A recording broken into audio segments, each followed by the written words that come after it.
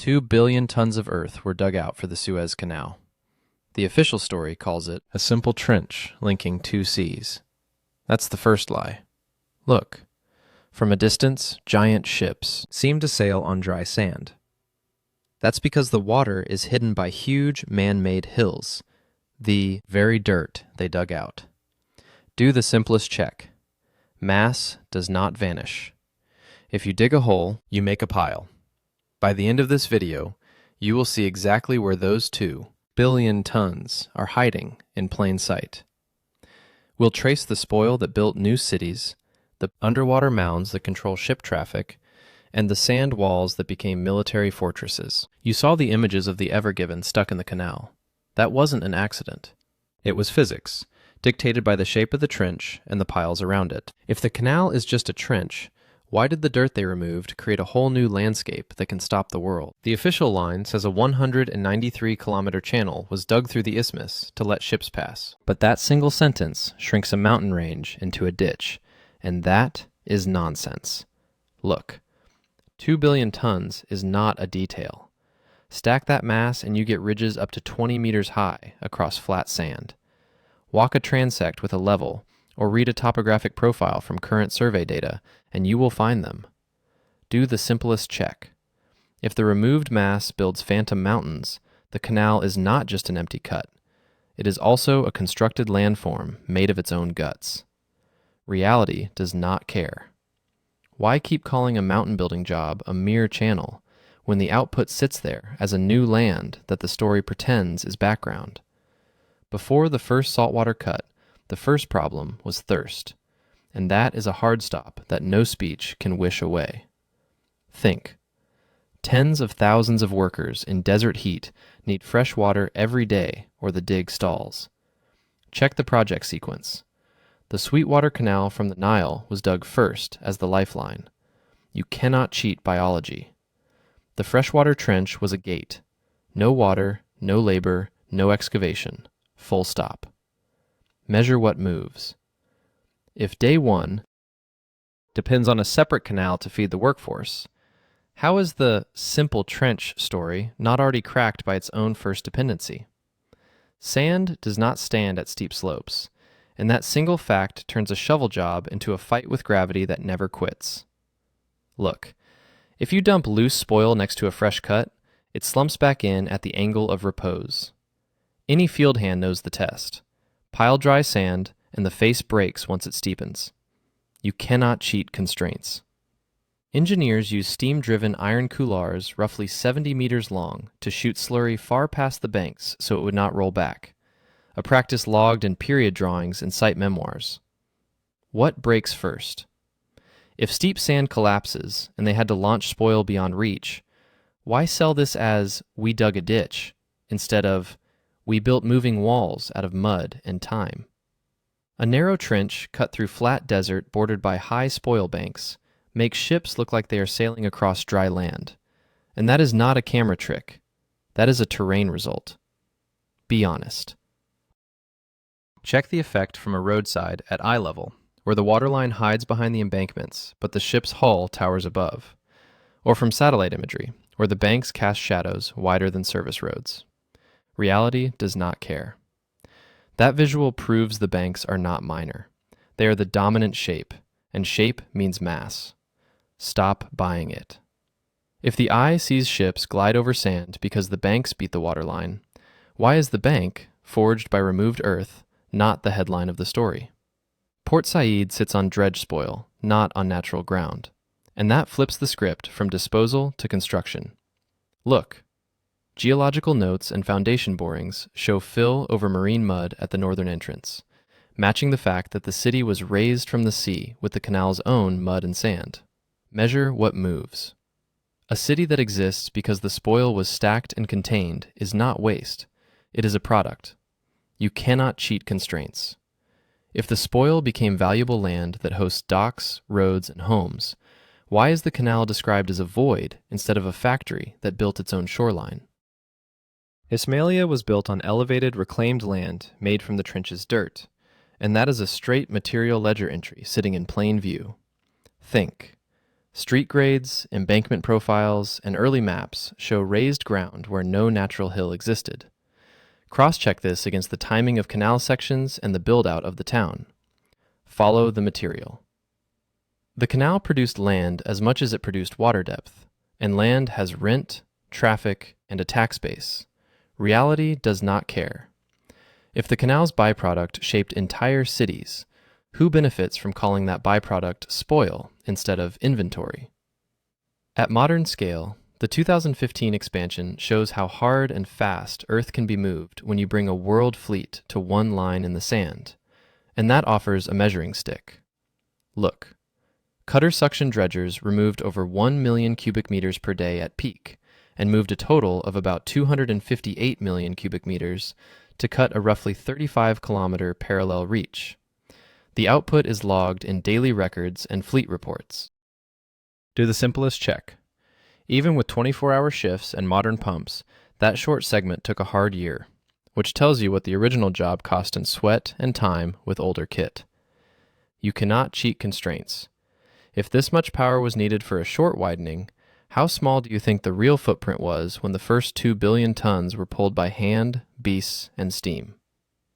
Volume moved always has to land, and the piles crown the horizon along the route as phantom mountain chains that did not exist before the cut. Be honest. A field traverse with a simple staff and level will catch the rise of embankments to heights on the order of 20 meters relative to flats, and LiDAR or shaded relief maps will trace continuous ridges broken only where later cuts and access roads slice them. Measure what moves. Those lines are not dunes, they are placed earth with slopes steeper and cleaner than wind forms, and you can tell by the break lines. Stop buying it. If the ridges stand as one long man-made backfilled wall, what exactly is missing about the mass that built them? Wind and wave try to close the gate every season, which means the canal is not a one-and-done dig. It is a living earthwork that eats money and hours forever. Look, wind from Sinai drives dunes into the cut, and littoral drift stacks a sandbar across the Port Said entrance like a scar. Any pilot or hydrographic survey confirms this with repeated soundings and channel shift logs. You cannot cheat constraints. Maintenance dredging never stops. The same grains get counted twice and 3 times as they ride the loop from trench to bank to trench again. What breaks first? If the tally of moved earth includes the same sand lifted again and again, why quote that total as if it all came out only once from virgin ground? The Bitter Lakes wore a thick salt crust before the canal, and once seawater reached them, that crust dissolved, adding depth with no digging at all, which erases a chunk of the so-called moved mass. Think. Plans expected heavy salt removal, but as-built notes show that water chemistry did the work when the cut opened, and the salt thickness, on the order of 13 meters in places, simply melted into brine. Reality does not care. A huge planned burden never landed in the spoil heap, and a big slice of the missing earth never existed as earth. Measure what moves. If water chemistry delivered depth for free inside the lakes, why does the simple total treat every meter as if it was lifted by hand or pump? A large chunk of excavated material was dumped inside the Bitter Lakes, not hauled far away, and those underwater mounds still shape ship movement, which makes the missing claim look like a filing trick. Be honest. Bathymetric charts show raised platforms and uneven bottoms where passing lanes were built underwater so convoys could hold and overtake, and pilots still treat those flats as parking spots. You cannot cheat constraints. It was cheaper to push spoil a few hundred meters into deep water than to carry it miles over desert, and the proof is in the bottom shape. Stop buying it. If you can point to the mounds that stored the mass, why pretend the mass vanished? A narrow cross-section means hydrodynamics turn hostile, and that played out when a 400-meter ship named Ever Given got pinned by bank effect in 2021, which is not a fluke, but a design edge biting back. Look, in a tight channel, water speeds up between hull and bank, pressure drops, and the stern gets sucked in while the bow yaws out. Any tank test or simulator shows this for a big hole in shallow water. You cannot cheat physics. The canal is run close to limits because ship size, draft, and width push against the dug shape to squeeze cargo and tolls. Measure what moves. If the system runs at the edge by choice, how could a sideways jam be anything other than a built-in failure mode? The Yellow Fleet got stuck for 8 years after the 1967 war, and that event shows how a single, narrow path can turn into a storage lot the instant politics shut the door. Think. 15 ships sat in the Great Bitter Lake long enough to form a community with stamps. And even their own mini-games. In 1968, and ship registries plus photos make the fact plain. Reality does not care. A channel this tight is easy to block, and when blocked, it becomes a trap for the very massive steel it was meant to move. What breaks first? If one war can convert a world trade artery into a dead end for almost a decade, what does that say about designing the cross-section as a thin slice to maximize toll yield? The canal with no locks is a sea-level brute force cut, which buys speed and loses control. And that trade is written into every timetable and every species map of the seas it joined. Look, ships pass faster than lock canals, and operators boast transit times to match. But the cut also created a permanent biological door, called the Lesepsian migration, as Red Sea life moved into the Mediterranean, a shift confirmed by decades of catch records and species surveys. You cannot cheat constraints. One choice took out waiting time and put in an ecological toll that does not stop at borders or budgets. Measure what moves. If speed was gained by fusing two seas into one corridor, who benefits from calling the outcome simple when the living cost runs on forever? Suezmax limits show how the canal's shape reaches back into shipyards far away, where beam and draft get clipped to fit one Egyptian cross-section. And that is not theory. It is a design line on the drawing board. Think. Every extra 10 centimeters of draft holds thousands of tons of cargo and turns into millions in toll revenue. So designers shave and stretch within those hard bounds. Verify it by reading ship specs against the canal's published limits. Stop buying it. The canal holds the yard by the throat on draft and beam because the hole in the sand dictates the hull in steel. Reality does not care. If the canal writes the rules for ship size, why frame it as a passive waterway instead of an active mold for global hulls? Convoys move by scheduled choreography because the trench is too narrow for free-flow traffic, and that creates forced timing, holding areas, and parking lots in widened reaches. You can watch it on any day's transit plan. Look. Groups enter from north and south, meet at passing points, and use the lakes and bypasses to stagger and wait, and the plan is printed in pilot advisories and daily bulletins. You cannot cheat constraints. When traffic is that choreographed, the canal is less a river and more a timed slot machine with hard windows. Measure what moves. If free movement must be staged into convoys, how is the canal not a designed choke point first and a transit line second? The cut is also the world's largest anti-tank ditch, and that is not a metaphor. That is how ground commanders treat it when they draw lines of approach on wartime maps. Think. 160 kilometers of deep water with steep banks stops armor cold and reshapes any land assault plan. Military histories of the Arab-Israeli wars confirm this in action and in loss. Reality does not care. The same spoil banks that carry pipelines and roads also carried bunkers and lines like the Bar-Lev line, proving the earth turned from tool to weapon. Do the simplest check. If the canal became a permanent moat that armies could not cross at will, how can anyone pretend it is only an engineering work and not a strategic wall? In 1973, high-pressure water pumps chewed breaches through the Bar-Lev line in hours, not days, and that hack shows how the same physics that placed the sand can destroy it again in a hurry. Look. Mining-style jet pumps liquefied the compacted sand embankments, making slurry rivers that cut passages for bridges. The method is laid out in declassified reports and post-war studies. You cannot cheat constraints. Water beats sand walls every time if you bring enough flow and head, and the breach count and timing prove it. Stop buying it.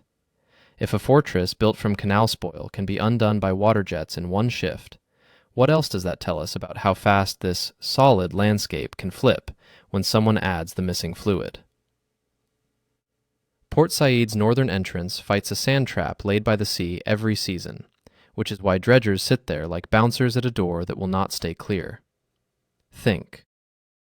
Literal drift piles sand across the mouth like a scar that keeps forming, and the only way to keep it open is to keep cutting, which shows up in repeated bathymetry and ship draft advisories. Measure what moves.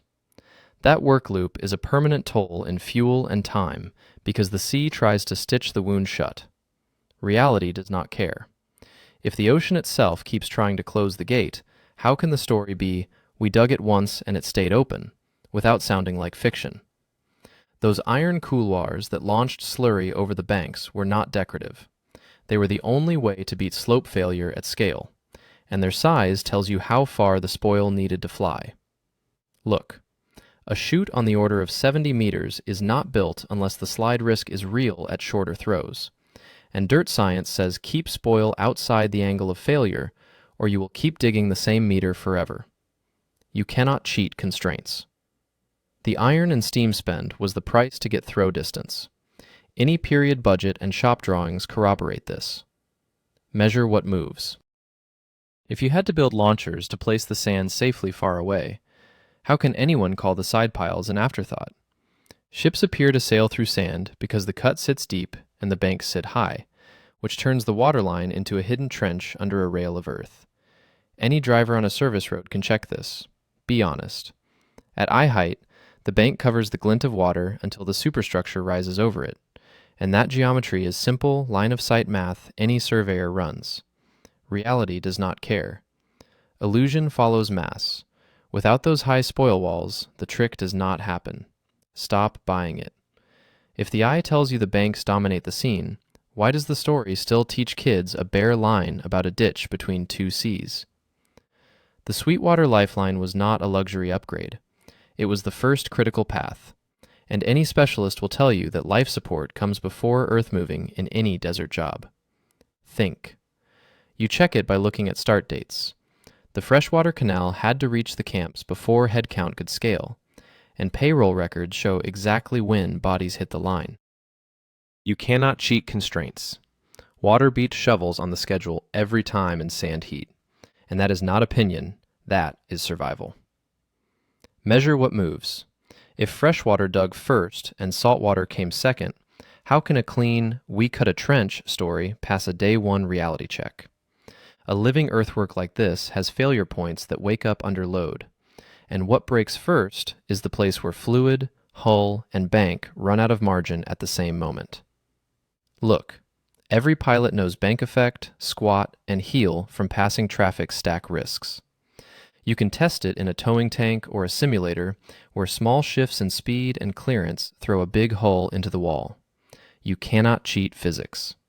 The Ever Given was not bad luck. It was a simple sum of a big box, thin water, side suction, and a gust. Stop buying it. If the hazard is baked into the shape and the ship size that the tolls tempt in, why talk like the jam was a fluke? The canal's scale and shape force convoys to move like trains with passing sidings. And that means choreographed delays as cost of doing business, not occasional inconvenience. Think. Passage windows and lake laybys become handles to turn traffic. Anyone can check this by comparing AIS tracks on a busy day. Measure what moves. You watch ships stack in the lake, then peel off, like cars waiting their turn on a one-lane bridge with pullouts. Reality does not care. If the flow depends on planned stops and not free pass, how is this not a designed bottleneck on purpose? The 2015 dredging blitz shows what a modern fleet can do in less than a year. But it also shows how expensive and fragile that speed is, with machines that break and fuels that burn nonstop. Be honest. A cutter suction dredger moving over 1 million cubic meters a day must keep pumps, cutters, and pipelines alive under grit, which any mechanic knows eats metal and seals. You can check repair logs and uptime reports. You cannot cheat constraints. Speed costs parts and lives in the sand and salt, and idle time stacks when one hose blows or one cutter head jams on cobble. What breaks first? If such a massive, fresh job still hit limits and hiccups, what should you expect from the original line cut that had fewer tools and worse supply? Redredged sand inflates totals because the same grains cycle through wind, water, and pump.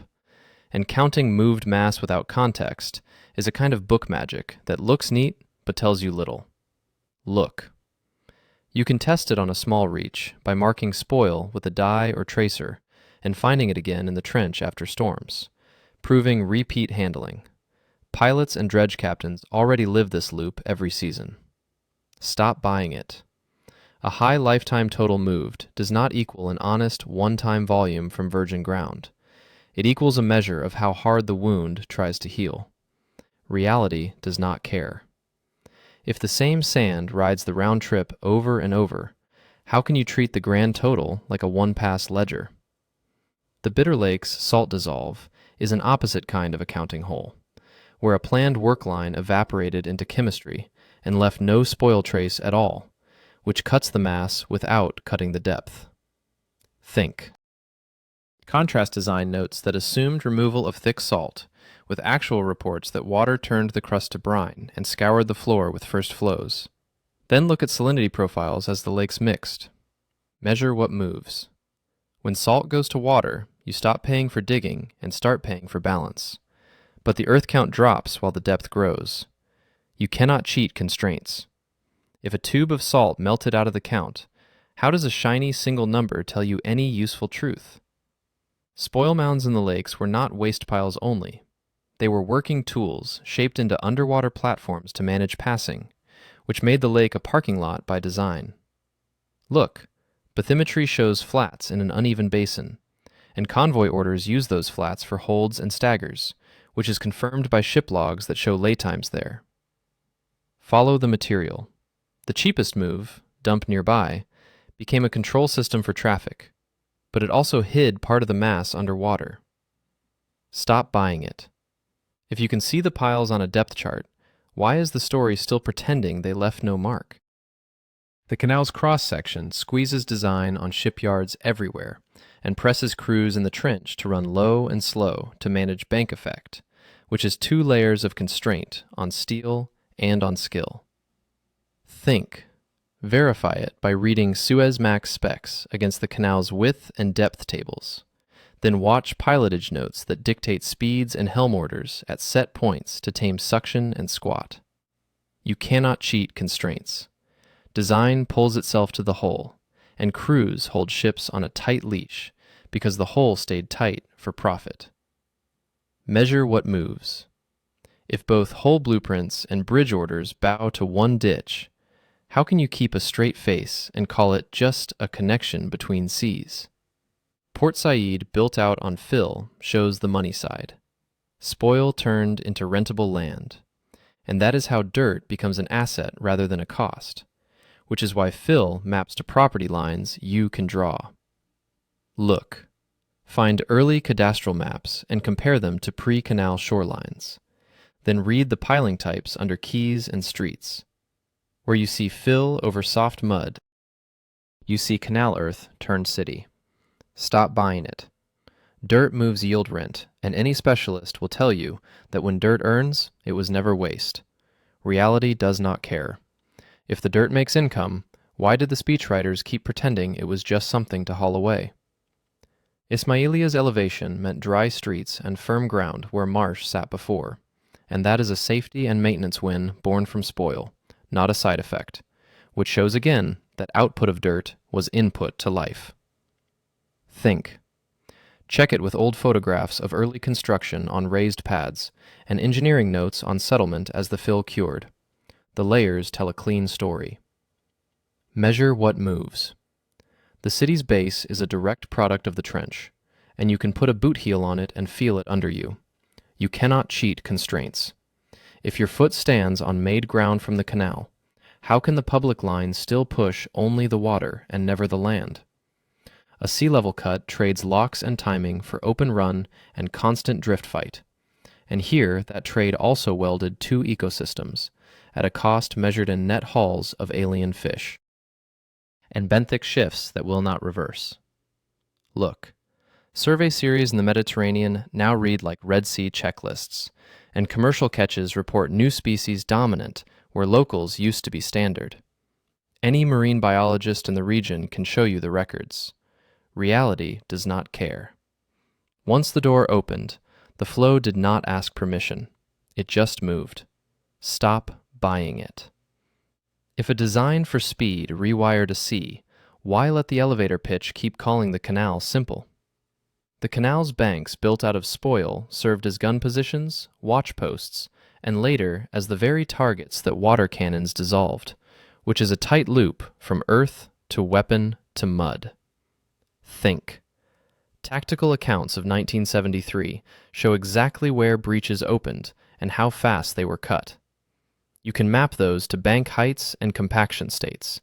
You cannot cheat constraints. Sand walls hold until water unbinds grains and turns strength to slurry. And then they collapse fast. Measure what moves.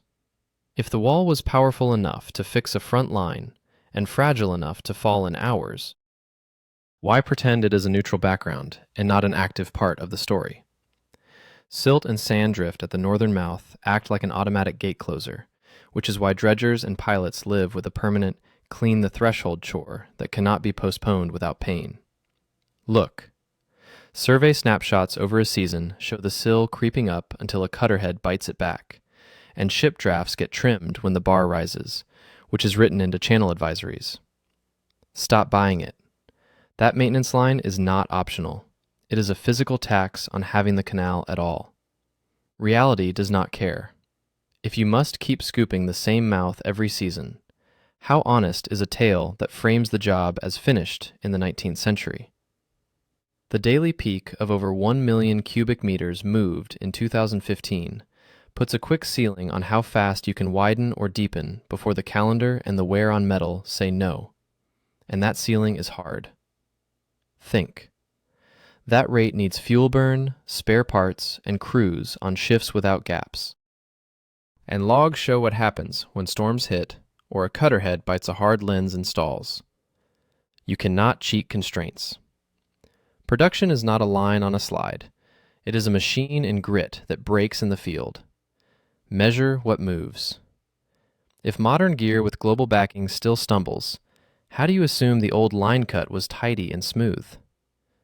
The canal's narrowness also keeps pilots on short leashes when they thread convoys. Test it by listening to radio traffic as they call speed checks, rudder orders, and spacing in minutes, not miles. Look. Timed entries and lake holds turn into a ballet of steel in a trench, and one mistake turns into a traffic jam that wastes a day for everyone behind. Reality does not care. That fragility is not a rumor. It is a schedule risk written into every run. Stop buying it. If a single ship's drift can burn a slot chart for hours, what exactly is open about this waterway? The statue that many know today as a symbol in another harbor was first drawn as a lighthouse shaped like an Egyptian peasant woman for Port Said. And that odd footnote shows how the canal sat in the mind as a global stage from day one. Think. Design archives and correspondence lay out the proposal and the pivot, which grounds the claim in paper, not legend. Measure what moves. Big symbols chase big projects because money and eyes follow the same path. And here the path was a cut in sand that turned into a world gate. You cannot cheat constraints. If even the icons were aimed at this entrance, who benefits from shrinking its story to a basic ditch? Local sand thrown back into the trench by wind and washed from banks by small rains means the canal eats its own banks, then asks the dredge to carry them again, which is how spoil becomes a boomerang. Look.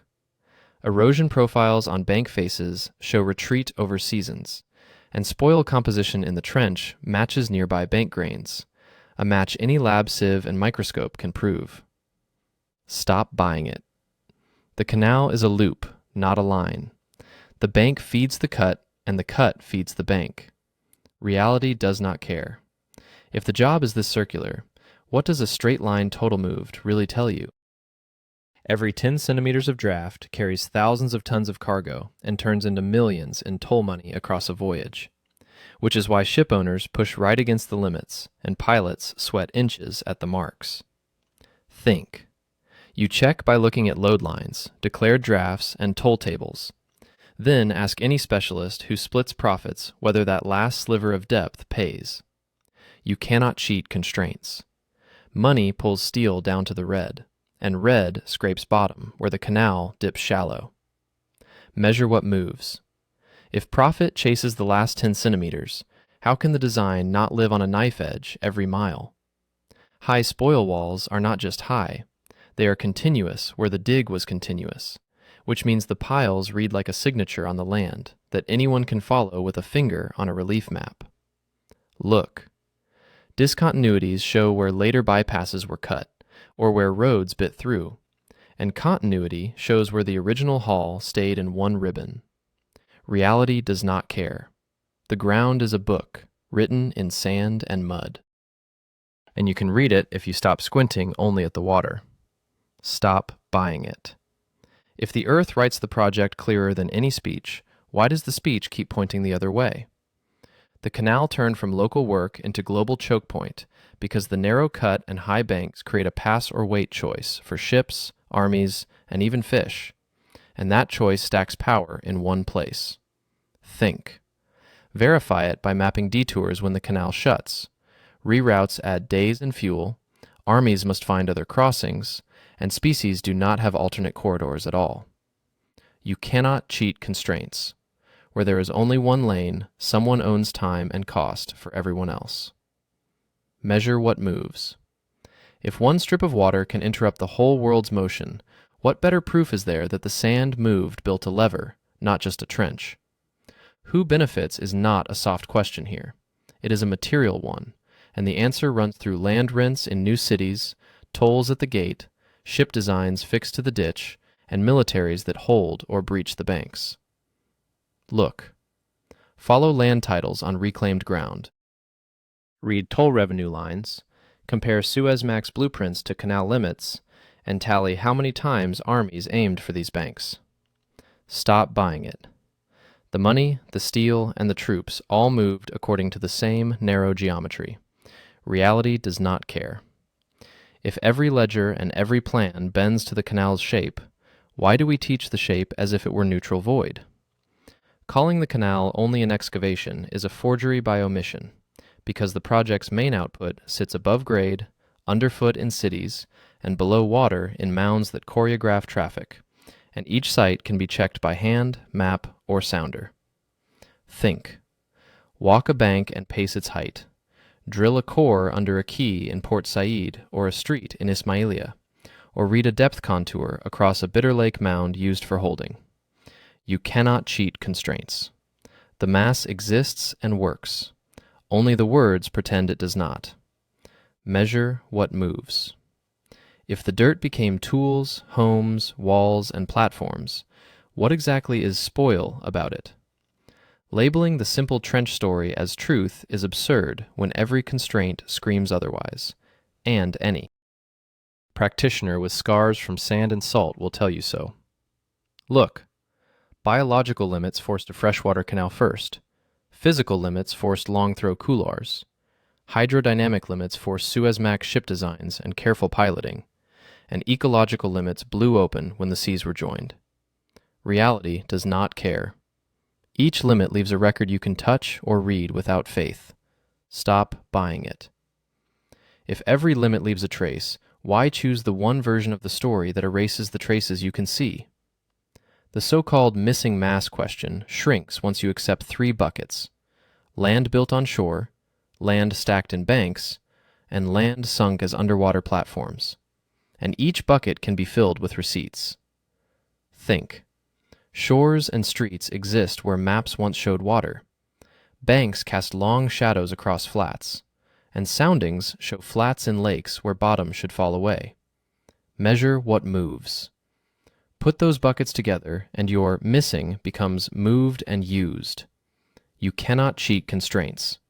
If the piles, pads, and platforms add up to the mass claim, what is left to the mystery but wording? Even the upside surprises, like salt dissolving to deepen lakes for free, are constraints in disguise, because chemistry does not ask if your books balance. It just acts. Look, engineers planned for labor that never happened because water did it first, and the depth came without spoil heaps to sell to a board. Reality does not care. The job's mass ledger swings both ways and never matches a neat brochure. Measure what moves. If both overcounts from redredging and undercounts from dissolving salt live in the same project, how can one grand total in a speech prove anything on its own? The canal's shape also tells you what breaks first in a crisis. The thin cross-section where suction grabs and bows drift. The banks where waves eat steps. The mouth where bars build. And the schedule where one jam stops all. Think. Check incident logs, erosion monitoring, bar height advisories, and convoy delays. The weak spots repeat. You cannot cheat constraints. Weakness clusters where geometry is tight and forces climb. Stop buying it. If the same points fail again and again, is that bad luck or the bill for running a system on the edge by design? So here is the hard verdict any specialist will sign with a nod. The Suez Canal is not defined by the water removed. It is defined by the earth placed, repurposed, and fought over. And the proof is everywhere you place a level, a shovel, or a sonar. Look, the banks make ships look like desert ghosts. Port Said and Ismailia stand on fill. The bitter lakes carry mounds that stage convoys. The northern mouth renews its bar. The Ever Given wrote bank effect in steel. And the 1967 shut-in wrote chokepoint in years. Reality does not care. Conservation of mass is not a debate. It is a bill of lading for dirt. Measure what moves. If the sand did not disappear, and it did not, why would anyone accept a story that stares only at the hole and never at the hills it made? If you want more calm, hard-nosed breakdowns that test big claims against simple checks, subscribe.